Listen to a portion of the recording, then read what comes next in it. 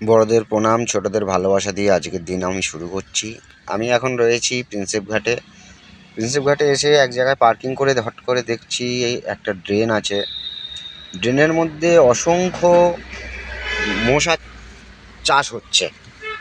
মানে চাষ হচ্ছে বলতে আমি এটা মজা করলাম। তো চলুন দেখি কি অবস্থা ড্রেনটায়। কলকাতা শহরের বুকে একদম এইভাবে যদি ডেঙ্গু থাকে, তা এটা মেন দেখানো হয়তো ধ্যান নেই, জানে না।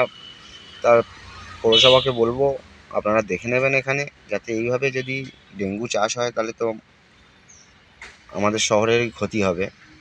তা মেন উদ্দেশ্য এটাই।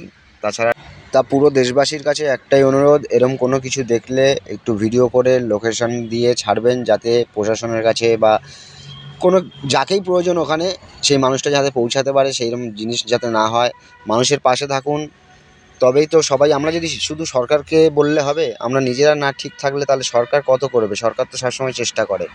সরকারের দোহাই দিলে হবে না, আমাদের নিজেদেরকে ঠিক থাকতে হবে।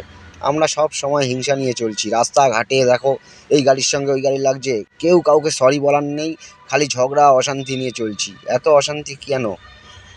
তা কথা না বাড়িয়ে লোকেশনটা দেখাবো প্রিন্সেপ ঘাটের পুরো পাশে। তা ভিডিওটা ভালো লাগলে শেয়ার করে দেবেন, সবার কাছে পৌঁছে দেবেন, একটা লাইক দেবেন, এটাই আশা করি।